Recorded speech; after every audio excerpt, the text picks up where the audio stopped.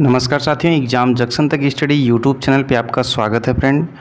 आज की वीडियो में थोड़ी जानकारी के लिए आपको बताएंगे आईटीआर क्या होता है, फॉर्म 16 क्या होता है, टीडीएस क्या होता है। ये तीनों चीज़ बहुत ही इंपॉर्टेंट्स होते हैं और इसमें क्या नौकरी पेशा के लिए इम्पॉर्टेंस है कि जो नौकरी नहीं करते हैं उनके लिए क्या इम्पॉर्टेंस है, इस सब की चर्चा करेंगे। खासकर आपको इस वीडियो में हम आईटीआर के बारे में बताएंगे कि आपको फाइल करना चाहिए कि नहीं करना चाहिए और इसके फ़ायदे क्या होते हैं भरने के, क्या सबको भरना चाहिए, इन सभी बिंदुओं पे हम चर्चा करेंगे इस वीडियो में। और साथ ही साथ फॉर्म 16 किसे मिलता है किसे नहीं मिलता है, इसकी आवश्यकता क्या है, टीडीएस क्या है, इन सब पे चर्चा करेंगे थोड़ा सा, ताकि आपको इसकी जानकारी होनी चाहिए। क्योंकि आज के दौर में फ्रेंड ऑनलाइन सारी चीज़ें होती हैं, आप ईजी तौर पे जो है उसको कैसे कर सकते हैं, इसकी भी अगर आपको नीड होगी तो एक नेक्स्ट वीडियो उसको भी बना देंगे। चलिए हम चर्चा कर लेते हैं आईटीआर के बारे में। क्या होता है फ्रेंड, आईटीआर का मतलब फ्रेंड सिंपल ये जान लीजिए कि इनकम टैक्स रिटर्न होता है और इसके दायरे में जो है आने वाले, कहने का मतलब यदि किसी की इनकम 2.5 लाख से कम है या 2.5 लाख से ऊपर, तो अप्रॉक्स अभी आप समझिए कि जो सर्विस से टीचिंग क्षेत्र के हैं वो तो 2.5 लाख से एबव है, लेकिन अभी समूह की सर्विस में जो है थोड़ा सा ही ऊपर होगा उसमें। तो ये मान के चलिए कि आईटीआर फाइल करना 2.5 लाख से कम वालों को भी ज़रूरी है और ऊपर वालों को, इससे उनका नुकसान नहीं फ़ायदा ही है आईटीआर फाइल करने से।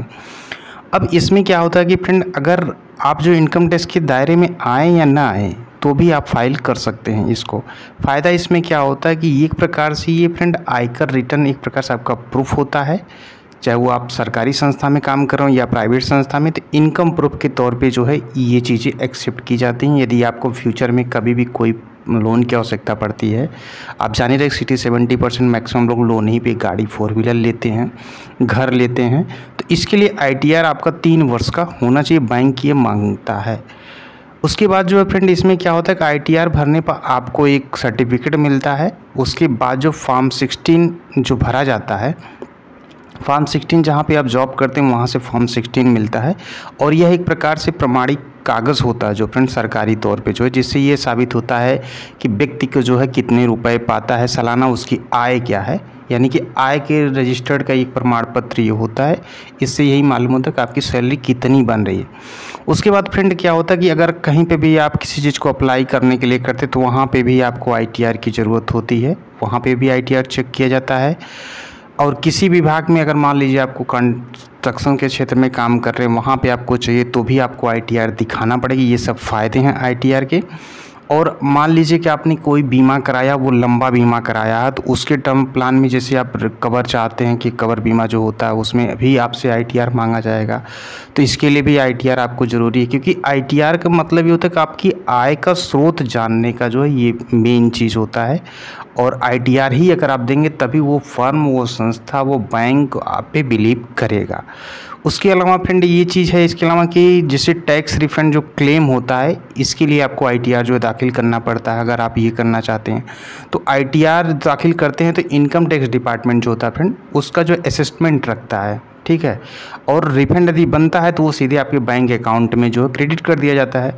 अगर खुद का आपका बिजनेस आप कोई शुरू करना चाहते हैं तो आईटीआर भरना आपके लिए तो बहुत ही ज़रूरी है।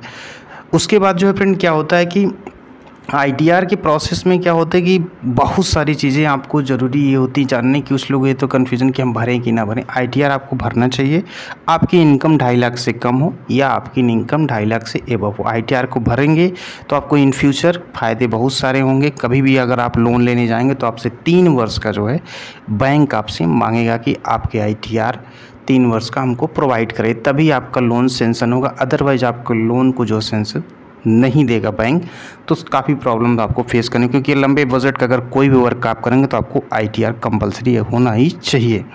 तो यहाँ पे फ्रेंड आपने आईटीआर के बारे में आपको हमने बताया। अगर आपको कोई भी क्वेश्चंस क्वेरीज होगी तो आप कमेंट सेक्शन के माध्यम से पूछ सकते हैं, उसको भी आपको बताने की पूरी कोशिश एग्जाम जंक्शन तक स्टडी यूट्यूब चैनल के माध्यम से की जाएगी फ्रेंड।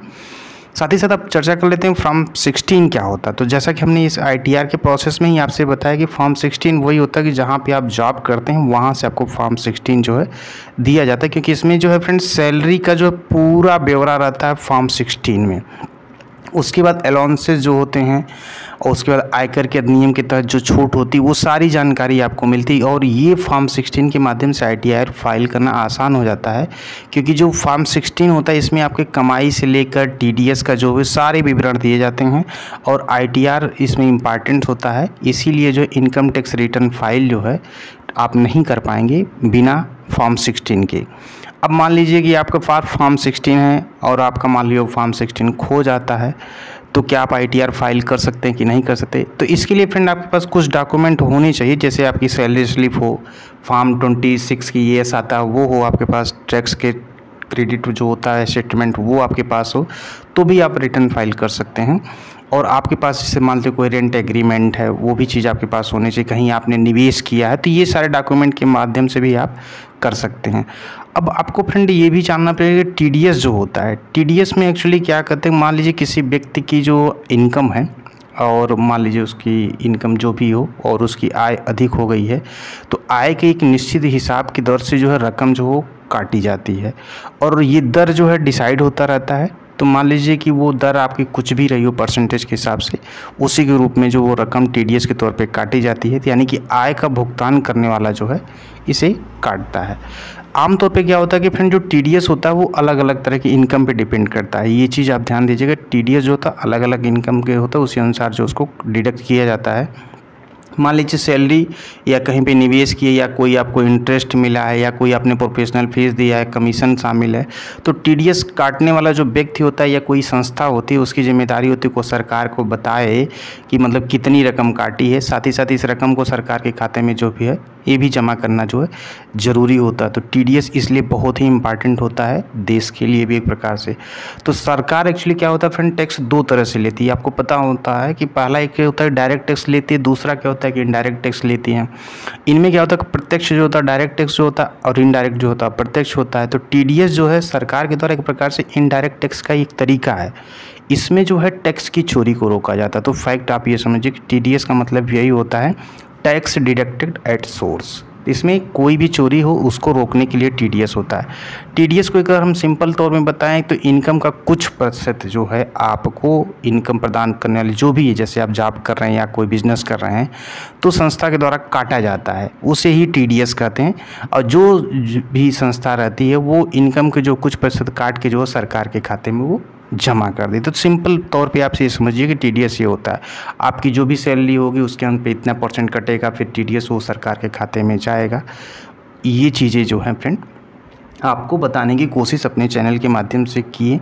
आपको कहाँ तक ये वीडियो समझ में कमेंट सेक्शन के माध्यम से बताइएगा फ्रेंड। ITR क्या होता है, फॉर्म 16 क्या होता है, TDS क्या होता है, इन सब के बारे में आपको सारे पहलू से रूबरू कराएं। साथ ही साथ फ्रेंड इनकम टैक्स रिटर्न भरने के फ़ायदे हैं तो क्या है, क्या सबको भरना चाहिए, इस सब चीज़ों से आशा करता हूँ कि आपको सारी बात समझ में आई होगी फ्रेंड। पूरा वीडियो देखने के लिए थैंक यू। यदि चैनल पर नए हैं तो चैनल को भी सब्सक्राइब कर लें इस प्रकार की इन्फॉर्मेटिव वीडियो प्राप्त करने के लिए फ्रेंड। पूरा वीडियो देखने के लिए थैंक यू।